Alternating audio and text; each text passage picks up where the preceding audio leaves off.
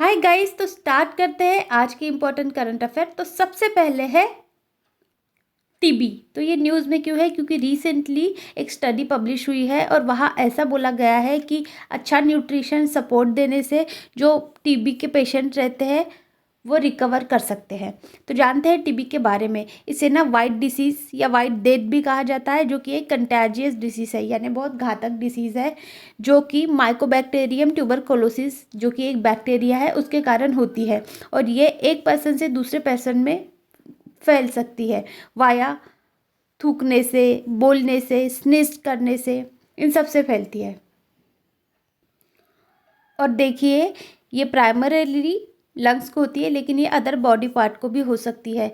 और टीबी ना major public health concern है वर्ल्ड वाइड, स्पेशली जो लो और मिडिल इनकम कंट्रीज़ होती है, जैसे अफ्रीकन कंट्रीज़ हो गया, हमारा इंडिया हो गया, ये सब कंट्रीज़। तो जानते हैं इसके टाइप कितने हैं। पहला टाइप है पल्मोनरी टीबी, जो कि मेनली लंग्स को अफेक्ट करती है। नेक्स्ट है एक्स्ट्रा पल्मोनरी टीबी, जो कि अदर बॉडी पार्ट को अफेक्ट करती है, जैसे हो गए किडनी, स्पाइन, ब्रेन। फिर है लैटेंट टीबी। लैटेंट टीबी ऐसी होती है जो बॉडी में प्रेजेंट रहती है, लेकिन वो उसके एक्टिव नहीं रहती, सिम्टम्स नहीं देखती। और एक्टिव टीबी का मतलब होता है कि ये एक्टिव भी रहती है और इसके सिम्टम्स भी दिखते हैं। सो जानते हैं टीबी होने के कॉजेज़ क्या रहते हैं। जिसका इम्यून सिस्टम वीक रहता है, माल न्यूट्रिशन कम रहता है, जैसे हो गया poor diet, lack of essential nutrition, यानी फ्रूट नहीं खाते, मिल्क नहीं पीते, वो सब। ओवर क्राउडिंग, यानी एक जगह में बहुत सारे लोग रहना। पावर्टी, गरीबी तो हर डिसीज़ का मेन कॉज है। फिर है इनहेलिंग ड्रॉपलेट, यानी किसी पर्सन को टीबी है और उसके ड्रॉपलेट आप इनहेल कर रहे हैं तो उनसे भी हो सकता है। सो देखिए इसके सिम्टम्स क्या है। कफ, चेस्ट पेन, फटीग, थकान, वेट लॉस होना, नाइट में पसीने आना, फीवर होना। और इसका प्रिवेंशन क्या है? वैक्सीनेशन, अच्छी हाइजीन, वेंटिलेशन, स्क्रीनिंग। और ट्रीटमेंट क्या है इसके? एंटीबायोटिक देना पड़ता है, अच्छी सपोर्टिव केयर देना पड़ता है, या फिर है डीओटी यानी डायरेक्ट ऑब्जर्वेशन ट्रीटमेंट। सो देखिए इसका ग्लोबल स्टैटिस्टिक क्या है।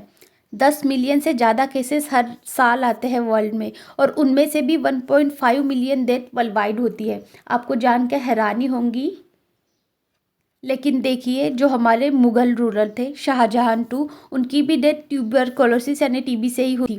और देखिए प्रेसिडेंट थे यूनाइटेड स्टेट के 5th और 7th प्रेसिडेंट, जिनका नाम था जेम्स मोररॉय और एंड्रयू जैक्सन, इनकी भी डेथ टीबी से ही हुई थी। सो देखते हैं कि टीबी को एलिमिनेट करने का टारगेट इंडिया का है 2025 का, और वर्ल्ड हेल्थ ऑर्गेनाइजेशन का है 2030 तक का। यानी दुनिया भर का जो टारगेट है 2030 का, 5 साल पहले हमारा टारगेट है। तो देखिए टीबी को रिमूव करने के लिए इंडिया ने कौन से प्रोग्राम चलाए हैं। तो पहला है टीबी मुक्त भारत, नेक्स्ट है नेशनल ट्यूबरकुलोसिस एलिमिनेशन प्रोग्राम, और ऐसे वेरियस प्रोग्राम हैं जो कि टीबी को मुक्त करने के लिए बनाए गए हैं।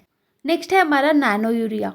तो ये न्यूज़ में क्यों है? क्योंकि ऐसा न्यूज़पेपर में आया है कि ये जो नैनो यूरिया है ये ग्रेन रहती है, जितने भी दलहन होते हैं, ये उनकी यील्ड रिड्यूस कर सकता है। यानी कैसे? एक क्रॉप के साथ दूसरी भी क्रॉप लगाते हैं और तब नैनो यूरिया का जब छिड़काव करते हैं तो उस ग्रेन में जो प्रोटीन की मात्रा होती है, प्रोटीन का लेवल होता है, वो कम होता है, ऐसा स्टडी में आया है। तो जानते हैं नैनो यूरिया के बारे में। तो देखिए ये एक नैनो टेक्नोलॉजी बेस्ड प्रोडक्ट रहता है, जो कि ना प्लांट को नाइट्रोजन प्रोवाइड करता है, और ये डेवलप और पैटेंटेड है इफ़को का। इफ़को यानी Indian farmer fertiliser corporation limited. और देखिए ये इफ़को का जो नैनो यूरिया है, ये ओनली नैनो यूरिया है, फर्टिलाइजर है, जो कि अप्रूव किया गया है गवर्नमेंट ऑफ इंडिया के द्वारा और फर्टिलाइजर कंट्रोल ऑर्डर के द्वारा। सो जानते हैं ये नैनो यूरिया के बेनिफिट्स क्या है। देखिए ये ना क्रॉप की प्रोडक्टिविटी इंप्रूव करता है, सॉइल की हेल्थ इंप्रूव करता है, न्यूट्रिशन क्वालिटी देता है किसी भी इल्ट को, और जो इम्बैलेंस और एक्सेसिव यूज़ रहता है फर्टिलाइजर का, उन्हें भी एड्रेस करता है। और ना ये प्रोड्यूस करता है energy efficient environment friendly production, और उससे ना कार्बन का फुटप्रिंट यानी जो CO2 एमिशन होता है वो भी कम निकलता है। और जो अमाउंट ऑफ नाइट्रोजन लॉस्ट होता है ना एटमॉस्फेयर में, यानी फिर वो ग्रीन हाउस गैसेस बन जाता है, उसे भी कम करता है ये, यानी इन्वायरमेंट को भी उतना नुकसान नहीं पहुंचाता। नेक्स्ट है हमारा यूनिफॉर्म सिविल कोड। तो ये न्यूज़ में क्यों है, क्योंकि आज से उत्तराखंड में ये इफेक्ट में आने वाला है। सो देखिए, गोवा ही है हमारी इंडिया का पहला स्टेट जिसने यूनिफॉर्म सिविल कोड अप्लाई किया है और अभी भी वहाँ अप्लाई है। तो जानते हैं यूनिफॉर्म सिविल कोड के बारे में। ये क्या होता है, ये ऐसा कोड है जो भी लॉ रहते हैं, पर्सनल लॉ मेनली, जैसे हो गए शादी, डाइवोर्स, एडॉप्शन, मेंटेनेंस, इन सबको इक्वल राइट प्रोवाइड करता है रिगार्डलेस ऑफ एनी रिलीजन। यानी कोई भी हिंदू हो, मुस्लिम हो, मुसलमान हो या क्रिश्चियन हो, बुद्धिस्ट हो, कुछ भी हो, उन सबको इक्वल राइट एक अम्ब्रेला के नीचे लाता है। तो देखिए इसका कॉन्स्टिट्यूशनल प्रोविज़न क्या है। आर्टिकल 44 प्रोवाइड करता है यूनिफॉर्म सिविल कोड को डील करने के लिए, और ये इंश्योर करता है स्टेट को कि एवरी सिटीज़न को यूनिफॉर्म सिविल कोड के अंदर लाया जा सके। सो देखिए वेरियस आर्गूमेंट भी है इसके अगेंस्ट में और इसके फेवर में। तो जानते हैं फेवर के पहले। तो देखिए ये इस्टेब्लिश करने वाला है नेशनल इंटीग्रेशन, एडवांस करने वाला है जेंडर जस्टिस, और ये प्रमोट करेगा इंक्लूसिविटी और इंडिविजुअल का फ्रीडम। और आर्गूमेंट अगेंस्ट में क्या है, ये वायलेट करने वाला है फ्रीडम ऑफ रिलीजन। ये कॉज भी कर सकता है disharmony with in the Muslim community. और क्या होता है, ये इंटरफेरेंस भी हो जाता है कि पर्सनल लॉ के अंदर में, यानी हम पर्सनली क्या करते हैं उनमें इंटरफेरेंस हो जाता है यूनिफॉर्म सिविल कोड के जरिए। ये सब है इसके अगेंस्ट में।